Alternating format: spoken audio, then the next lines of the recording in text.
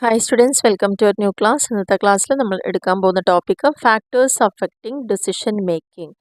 Last ക്ലാസ്സിൽ different types of decision making ഏതൊക്കെയാണെന്ന് പറഞ്ഞു. ഇനി എന്തൊക്കെ ഫാക്ടേഴ്സ് ആണ് അതിനെ സ്വാധീനിക്കുന്നത് അല്ലെങ്കിൽ ബാധിക്കുന്ന ഘടകങ്ങൾ എന്നാണ് ഇവിടെ പറയുന്നത്.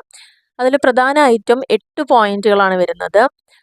ഫസ്റ്റ് പോയിന്റ് എന്ന് പറയുന്നത് പാസ്റ്റ് ഡിസിഷൻസ്. എന്താണ് പാസ്റ്റ് ഡിസിഷൻ എന്ന് പറഞ്ഞാൽ, നമ്മളിപ്പോൾ ഫേസ് ചെയ്യുന്ന ഒരു സിറ്റുവേഷൻ മുൻപും ഇതുപോലെ തന്നെ നമ്മൾ ഫേസ് ചെയ്തിട്ടുണ്ടെങ്കിൽ അന്ന് നമ്മളെടുത്ത തീരുമാനം എന്താണോ അതൊരു പോസിറ്റീവായിട്ടാണ് നമുക്ക് ഫീൽ ചെയ്തതെങ്കിൽ തീർച്ചയായിട്ടും ഈ ഒരു സിറ്റുവേഷനിലും നമ്മൾ അതേ ഒരു തീരുമാനമായിരിക്കും അവിടെ എടുക്കാനുള്ള ചാൻസ് കൂടുതൽ.